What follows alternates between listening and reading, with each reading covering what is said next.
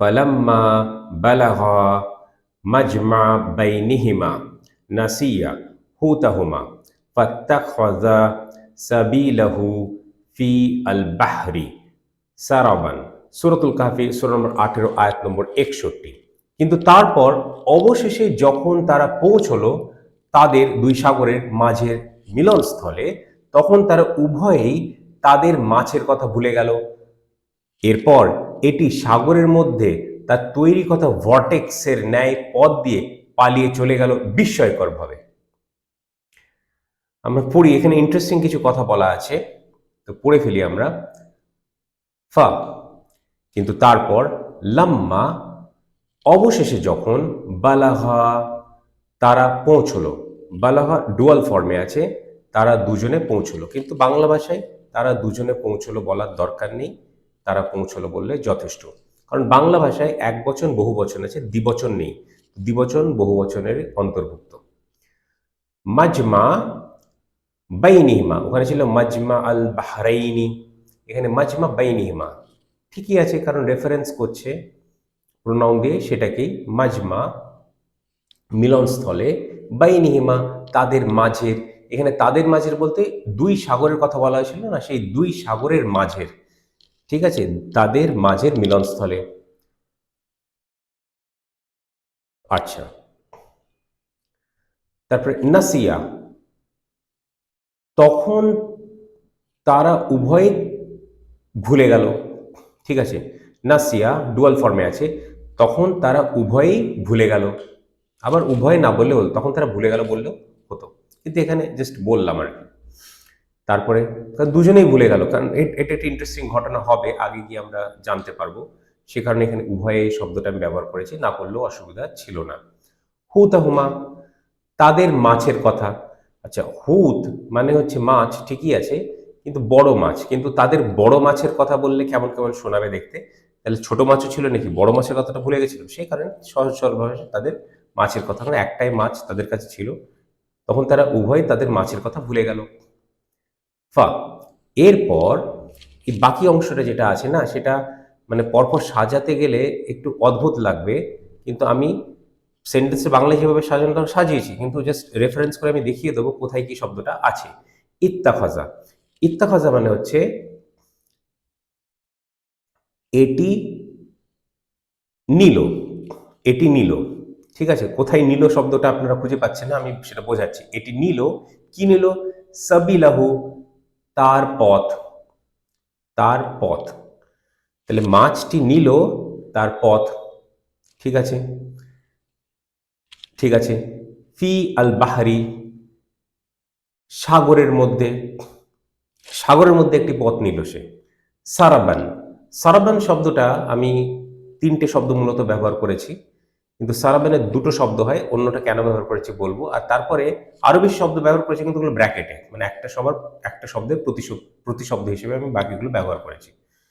তাহলে সারাবান শব্দটা প্রথমেই বলতে হয় ভর্টেক্স। ভর্টেক্স বোঝেন, মানে জল যদি এরকম করে ঘোরানো হয় তাহলে সেই যে জিনিসটা তৈরি হয় ভর্টেক্স, বুঝতে পারছেন তো। তো ন্যাচারাল কারণে হতে পারে, বাড়িতেও আমরা তৈরি করতে পারি ভর্টেক্সটা বোঝার জন্য এক্সপেরিমেন্ট হিসেবে, আর ন্যাচারাল কারণেই ভর্টেক্সটা তৈরি হতে পারে। তো ভর্টেক্সের ন্যায় কেন আমি বললাম, ভর্টেক্সের ন্যায় এই কারণে বললাম, কারণ ভর্টেক্স তো ওখানে ছিল না। তো মাছটা যখন সাগরে ঝাঁপ দিল, এক এক এক কথায় বলা চলে, হ্যাঁ, তখন একটা ভর্টেক্সের মতো ক্রিয়েট হলো, ভর্টেক্সের মতো তৈরি হলো, ঠিক আছে। তাহলে একটা ভর্টেক্স আপনারা বুঝতে পারছেন, এবং হাত দিয়ে বাড়িতে এক্সপেরিমেন্ট করে দেখতে পারেন, জল যদি ঘোরানো হয় তাহলে একটা ভর্টেক্স ফর্ম করে, যেটা ফর্ম করে সেটার নামই ভর্টেক্স, ঠিক আছে। আর যদি ঢিল ছোড়েন পুকুরে, ঠিক আছে, তাহলেও ওই গর্ত যেটা হয় সেটাকে বলে ভর্টেক্স, আর তার পাশে তো রিপলগুলো দেখা যায়, ঠিক আছে। তো ভর্টেক্সের এবার বাংলা কি, ভর্টেক্সের বাংলা কি, ভর্টেক্সের আসলে বাংলা হচ্ছে ঘূর্ণাবর্ত, কিন্তু শুনতে জটিল লাগে, সচরাচর আমরা এই শব্দগুলো শুনে থাকি না। মানে সহজ একটা ভাষা আছে ঘূর্ণি, কিন্তু ঘূর্ণি আবার বিভিন্ন অর্থ হতে পারে।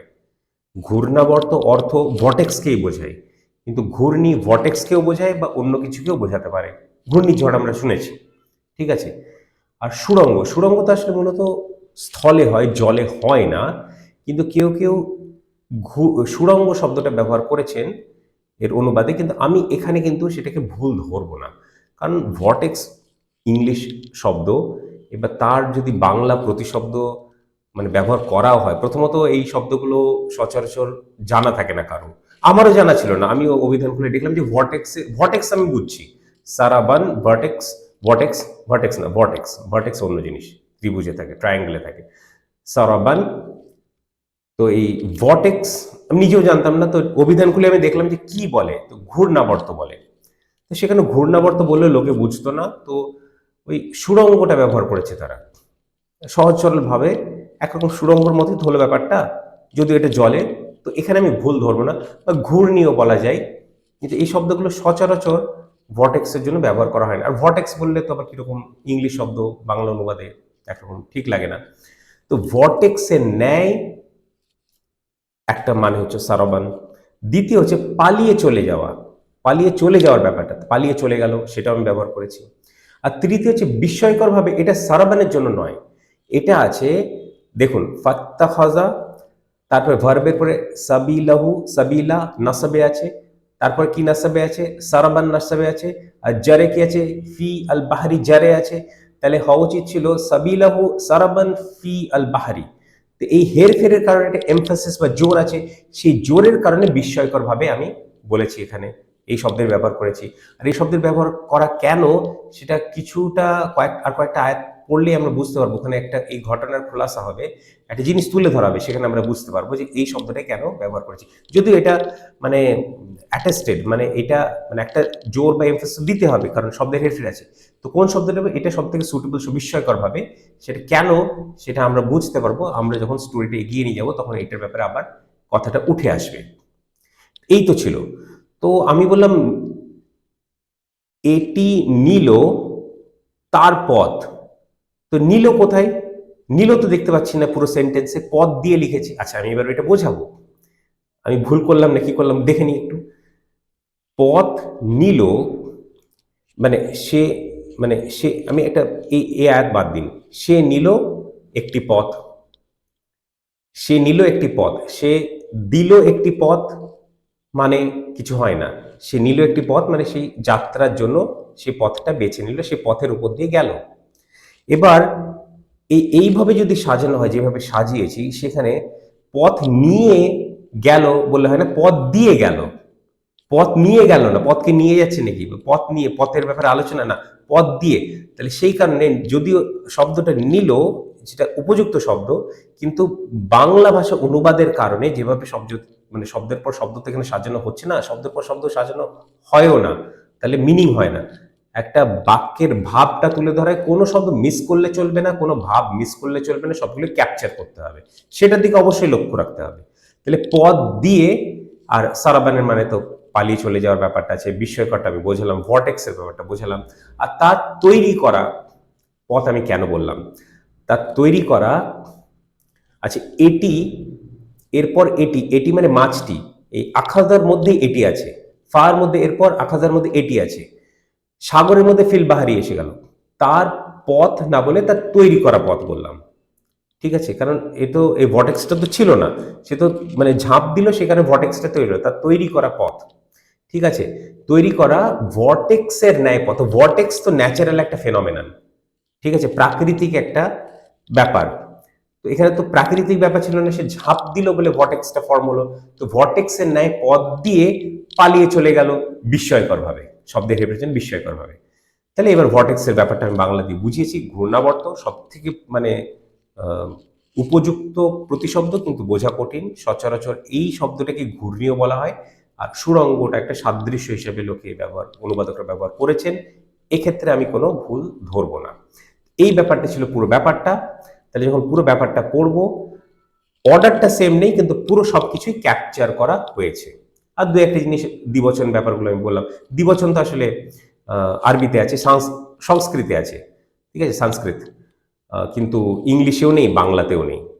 তো ওগুলো কোনো কোনো জায়গায় আমি দ্বিবচনগুলো তারা বলে রেখে দিয়েছি, সেটা আর যায়নি, কারণ খুব প্যাচালো হয়ে যাবে। তারা মানে তারা দুজনে পৌঁছলো, তাদের, তাদেরটা আবার এখানে ব্যয়নিহিমা, এটা দুই সাগরের মাঝে মিলনস্থলে। আর একটা জায়গায় আমি অবশ্যই ব্যবহার করেছি, তারা ভুলে গেল।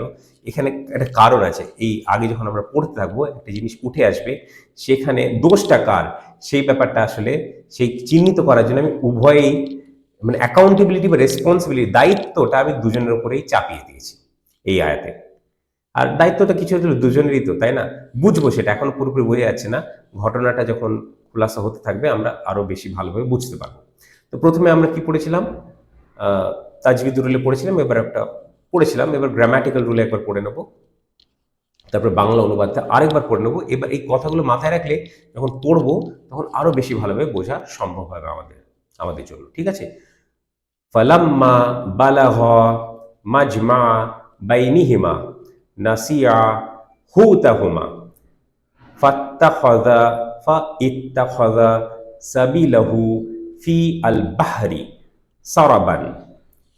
কিন্তু তারপর অবশেষে যখন তারা পৌঁছলো তাদের দুই সাগরের মাঝের মিলনস্থলে, তখন তারা উভয়ে তাদের মাছের কথা ভুলে গেল। এরপর এটি সাগরের মধ্যে তার তৈরি করা ভর্টেক্স বা ঘূর্ণাবর্ত ঘূর্ণি সুড়ঙ্গের ন্যায় পথ দিয়ে পালিয়ে চলে গেল বিস্ময়কর ভাবে।